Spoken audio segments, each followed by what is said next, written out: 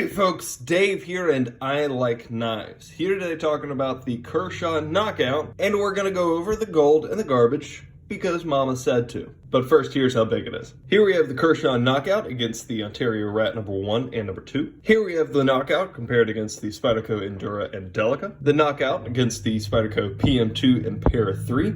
So you can see that on all of these, it has been right about... There's some Christmas tape. It has been right about the size of the bigger knife, because this thing is certainly not small. The Benchmade Griptilian and Mini Grip, and finally a Kershaw Bare Knuckle and a Kershaw Bare Knuckle. The first gold is going to be that action, because being assisted with the speed safe technology, this, you hit the flipper tab and it flies right out. And also is only sprung about right there, so only this portion of the blade path is under spring tension.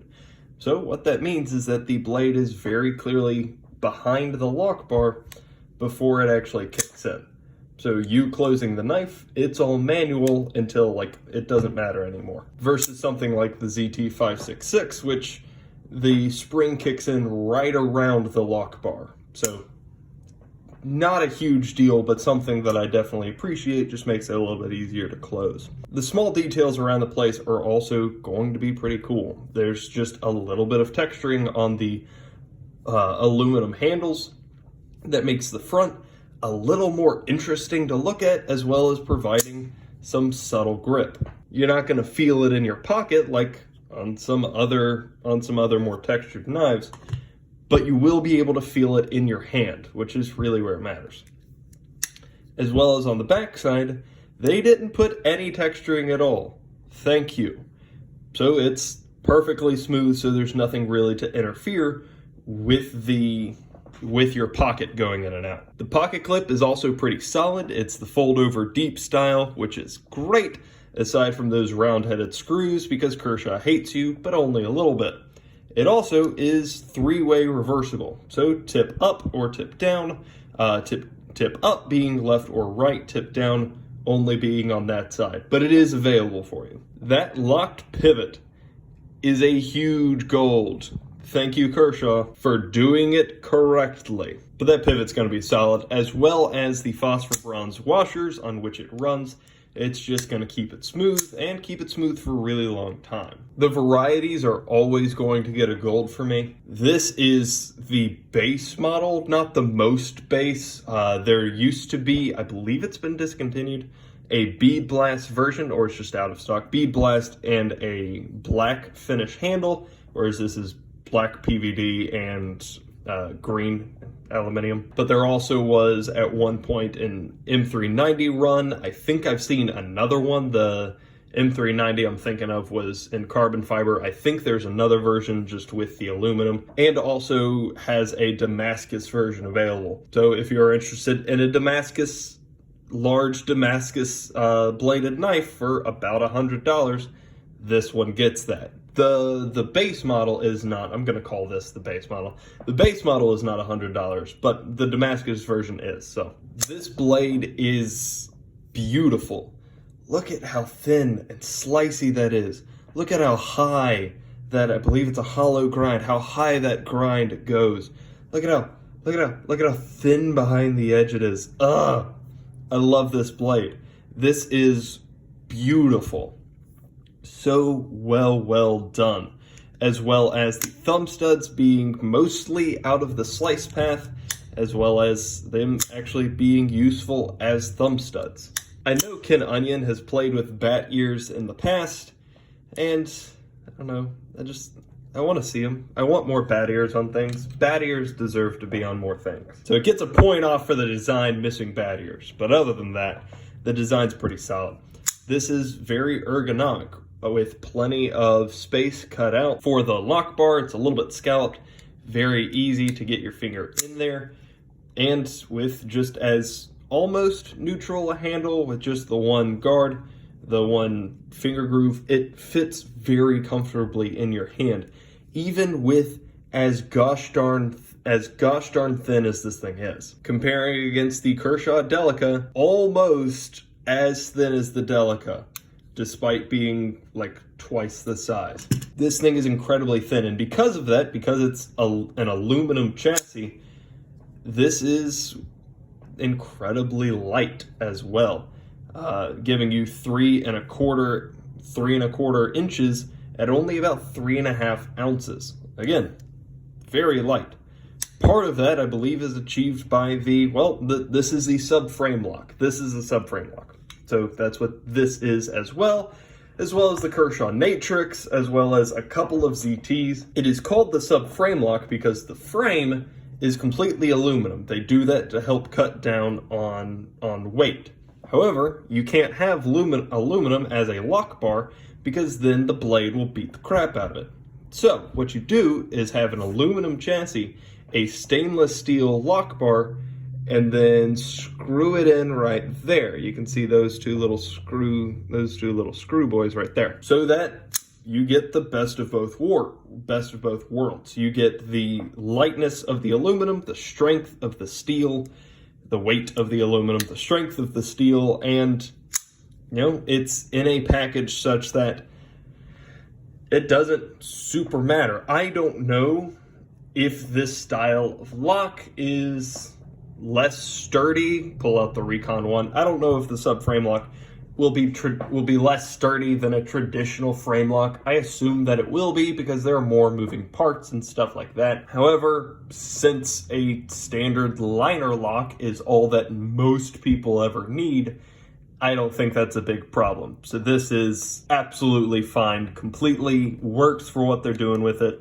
And I personally love the subframe lock. The materials here are gonna get another gold for me. What we have is the aluminum chassis that I've been talking about, along with 12C29N steel. It's a steel that is a massive, massive functional upgrade over your 8CRs, over your Oz 8s. It's not gonna be S35 or M390, but also those steels would be difficult for Kershaw to price into this price point.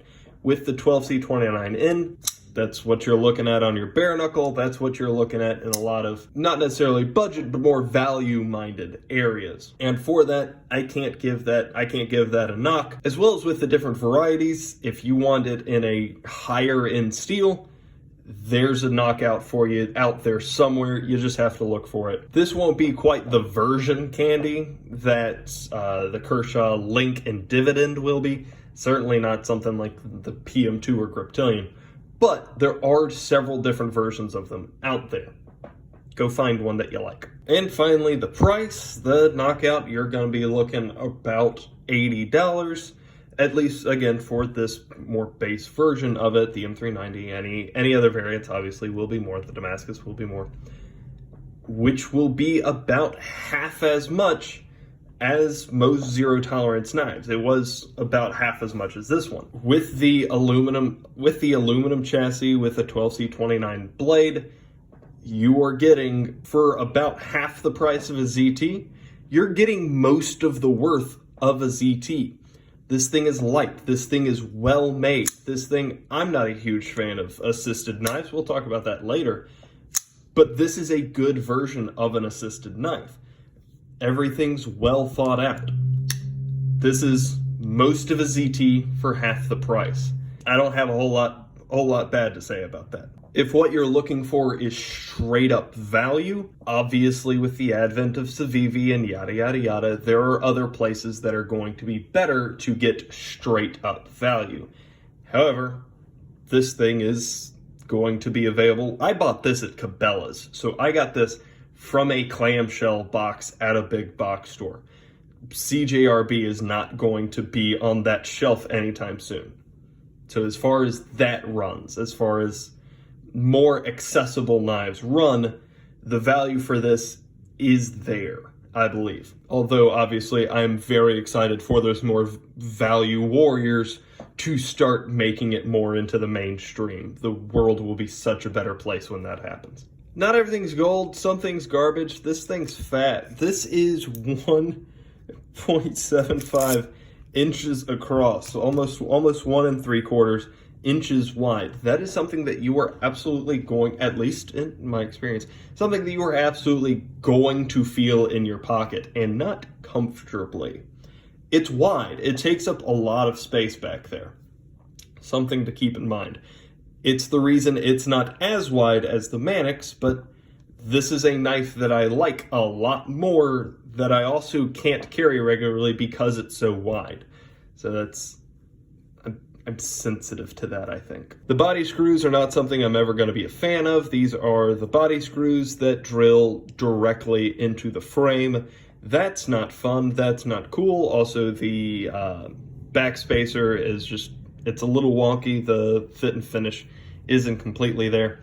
But as far as the back screws go, those are such that if for whatever reason you screw that up and damage the frame, instead of just having to go get a new screw set, you now have to get a whole new knife. As opposed to something like Chicago screws, where that's not the case. Or even something like here on a ZT350, where there are inset steel rings that the screws go into. So this isn't drilling through the frame, it's drilling into steel rings. This is just into the frame. This is steel drilling into aluminum. And as I said, the assisted, not something I'm a terrible big fan of. What I prefer over a snappy assisted action is just a well-tuned detent.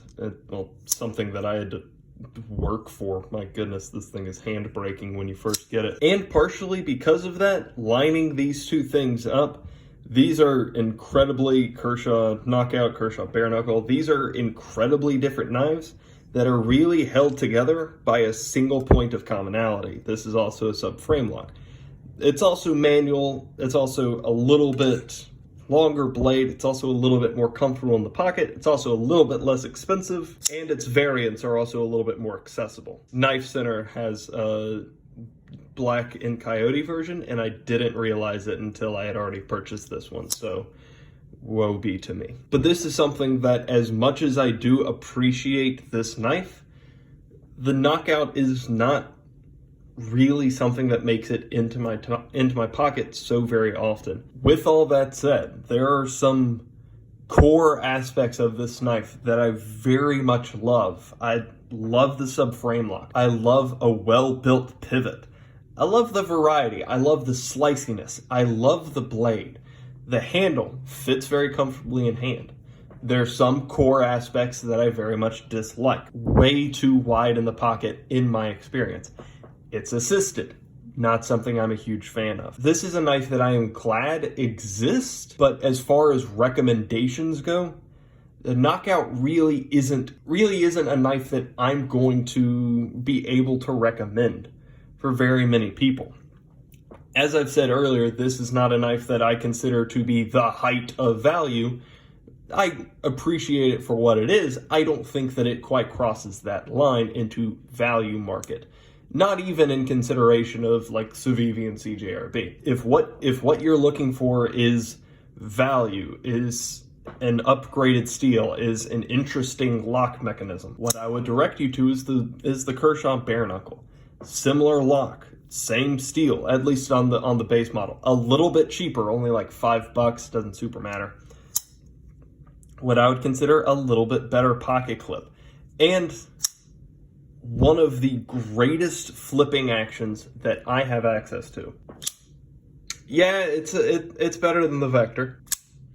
Yeah, it's probably a little bit better than the 562. Kershaw Bare Knuckle truly is one of my favorite knives, and I consider it of a relationship with the Knockout. Just by looking at them, obviously they're intended for slightly different purposes, or at least appear to be. The Kershaw Knockout, I believe, is a good knife, and I believe that it was an important step for them to make as a company.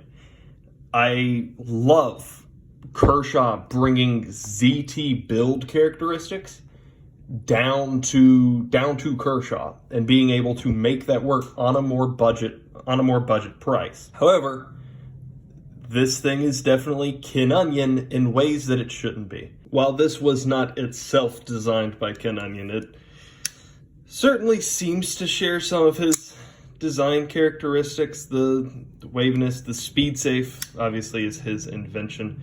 One thing that I didn't mention is that I do appreciate that this area is scalloped just a little bit, so that as you're putting the knife into your pocket, It keeps that flipper tab, it keeps it out of the way.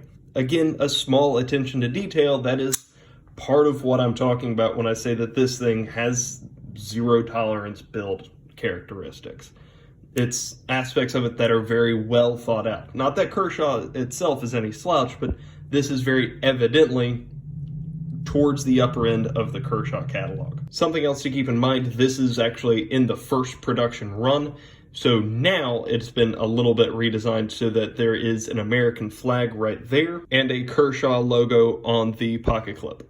Very similar to this here dividend. The knockout certainly knocked me out when I first experienced it. It was a great knife and one of my first high-end Kershaws. And while I have learned over time that there are certain important aspects of this that aren't a part of my preference, that doesn't make it any less. If this fits the bill of what you're looking for, if what you're looking for is a big, bad assisted knife that is very thin, is light, is, maybe you carry it in a slightly different way where you're not going to feel the width in your pocket, and you're looking for something with a little bit upgraded materials, a steel that is going to hold its edge a whole lot longer than 8CR or something like that, but is easier to sharpen than S35, Knockout's your guy. If this is what you end up going with, you're certainly not going to be disappointed. If you have any questions, comments, concerns, or suggestions, let me know down below. And other than that, y'all have a great day.